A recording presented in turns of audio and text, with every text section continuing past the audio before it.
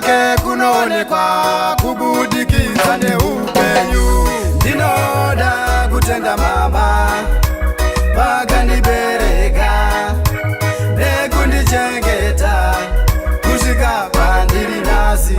Ndinoda kutenda mama vakandibereka nekundichengeta kusvika pandiri nhasi.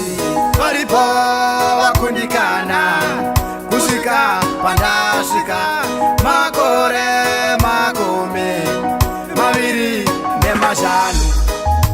Mwari vatichengeta akuzi kugona kwangu Baba. Glory unto Jesus.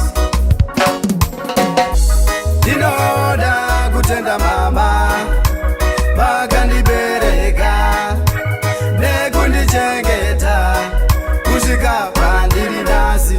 Ndinoda kutenda mama vakandibereka nekundichengeta kusvika pandiri nhasi. Akuzi kugona kwavo mama zvinoitwa naMwari kana tanamata.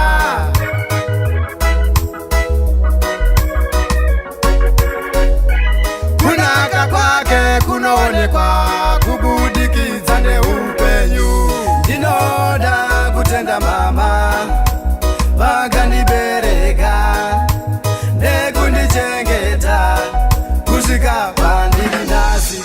Ndinoda kutenda mama vakandibereka nekundichengeta kusvika pandiri nhasi. Musandiziye ndichirasika Mwari Baba. Nzira dzandinofamba Baba dzine mitswa nemafeso. Kurai nzira dzangu dzandichazofamba Baba. Kurai nzira dzangu dzandichazofamba Baba.